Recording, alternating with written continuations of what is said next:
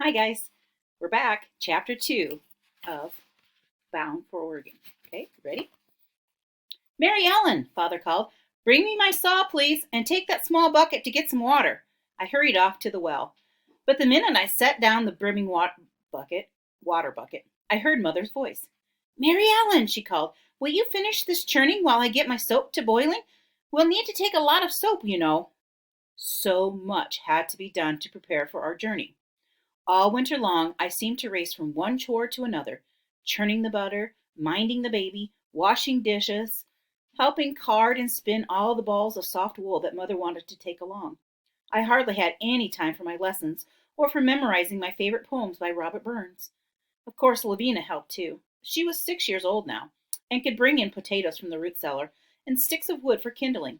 And she was good at helping me with little Cynthia.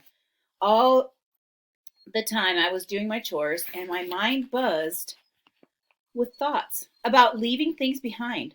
Our comfortable house, Mother's rose bushes that she loved so much, even Father's pottery wheel, which would not fit into our wagon, he said. About school, which I might never be able to do again once we left Arkansas, and about Grandma, especially Grandma. When I first told her about Oregon, stopping by her house on the way back to school, Grandma had laid aside the new quilt her busy fingers were stitching on. She pulled me down into her lap, smiling. Grandma's smile was like sunshine. I know your pa would come to this, she said. I just knew it. Behind the smile, though, I could hear sadness in her voice.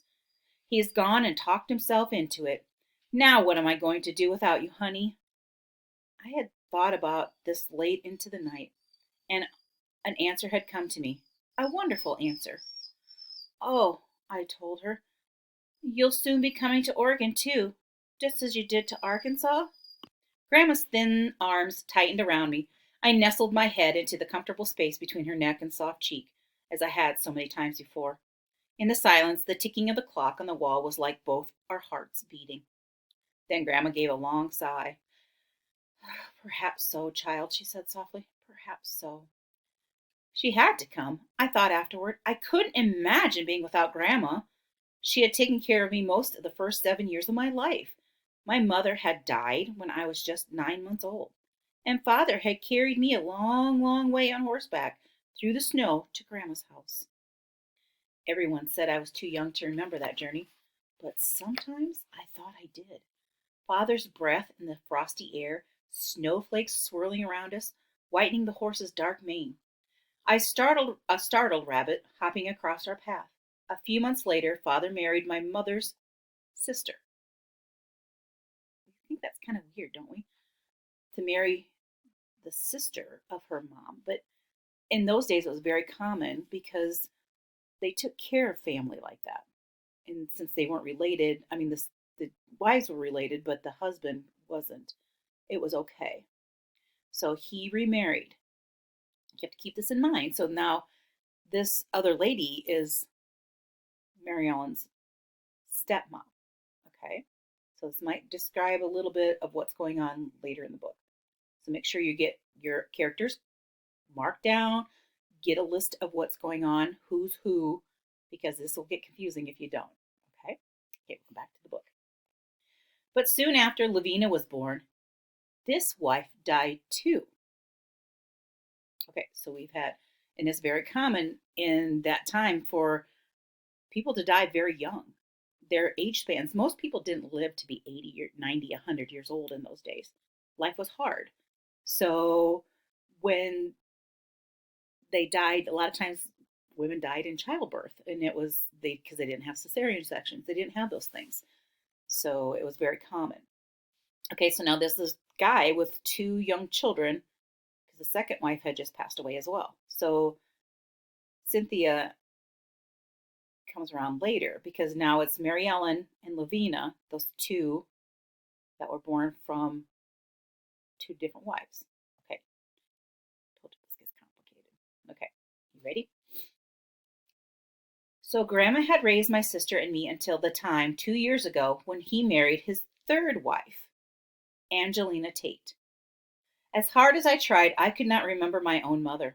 All I knew about her was what Grandma had told me. She was a little bit of a thing, Grandma used to say, no bigger than a pint of cider, but lively. Oh my, did she love to sing, and her hair was just the color of a copper penny. Something she probably had some red hair on her. I wish that I had colored hair too, but mine was ordinary brown like Father's. Still, I was fond of singing. Then there was the time when Lavina and I were playing some games and we got to laughing so we couldn't stop. All at once I noticed Grandma staring at me, tears shining in her eyes. What's wrong, Grandma? I asked anxiously. Nothing is wrong, she answered, quickly dabbing her eyes. It's just that you have your mother's smile. That made two things I had of hers, her smile and her love of singing. Father never wanted, sorry guys, Father never wanted to talk about my mother. It was Grandma who had given me the picture of her, hazy as it was, that I had carried around in my head. Sorry about that, guys. The dog is barking.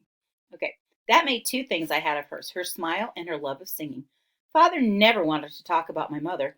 It was Grandma who had given me the picture of her, hazy as it was, that I carried around in my head. Without Grandma, I wouldn't have known her at all. So she's not really taking a picture with her. This is her mental image of what her mother looks like. Okay. Father had to trade in town for a large, sturdy wagon with a canvas cover and 8 strong oxen to pull it. 8. So there's 4 sets of oxen. We would also need a tent for sleeping, harness, bridles, and saddles for the horses, a gun, and many tools.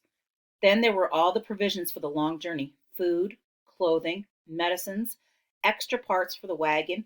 Besides all this, Father had to make yokes and pins and bows for hitching up the oxen, and a heavy driving whip. I watched as he filled a long, slim bag, narrowed at one end, with shot. It'd be like little BB things like they use in a shotgun shell.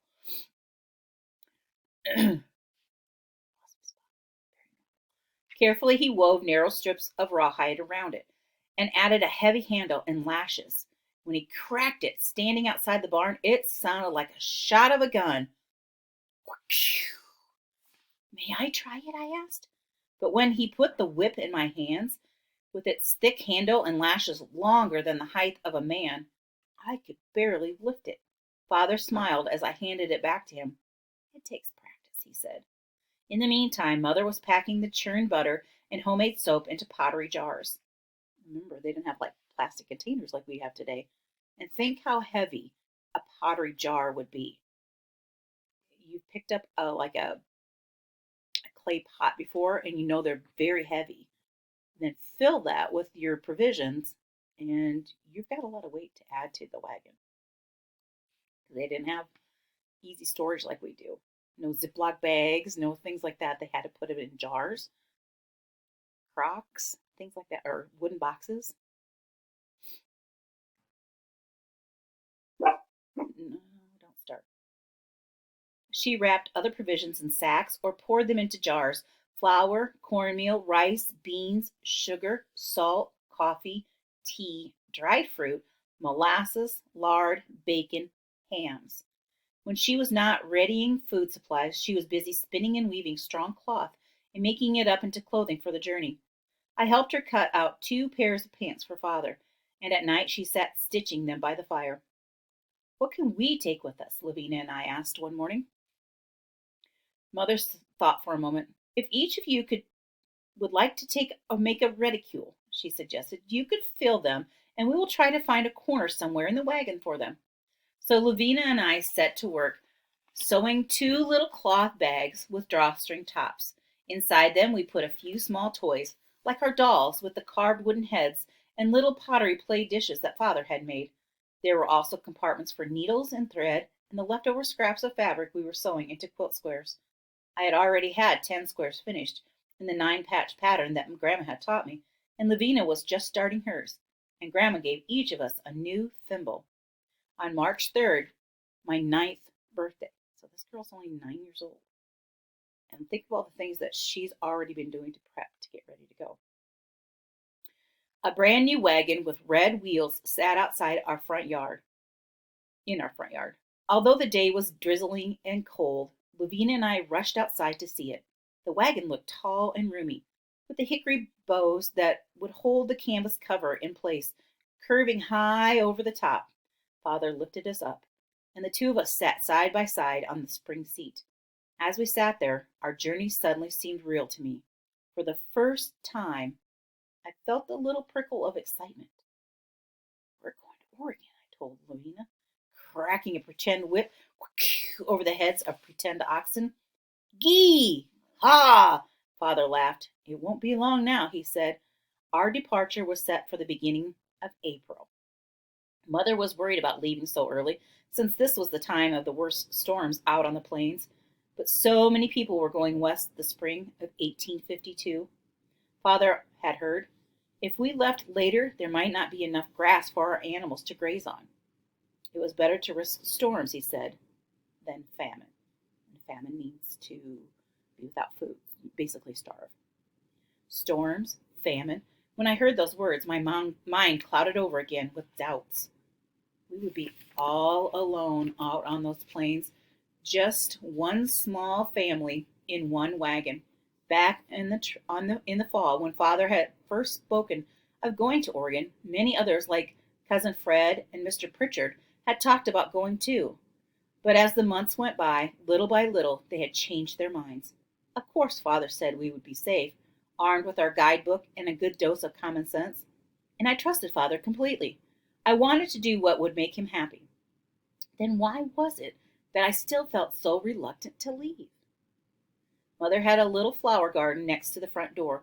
Sometimes, when her critical eye decided that their colors clashed, she would dig up one or another and move it to a different spot. Some of the plants popped right out of the ground, but others seemed anchored where they were, clinging with tiny curling root fingers to their small piece of earth. Maybe I was like those plants, I thought, holding fast to home. I thought of Grandma. She would not have hesitated a minute, I knew. She had married at 14. We think about 14 as being married. It's only a couple years older than what you guys are. And we think, oh, that's wrong. But remember, their lifespan, 35, 40 years old. 14 was very common to get married in those days. Leaving her father's farm in Pennsylvania and going off to settle in the wilderness of Indiana.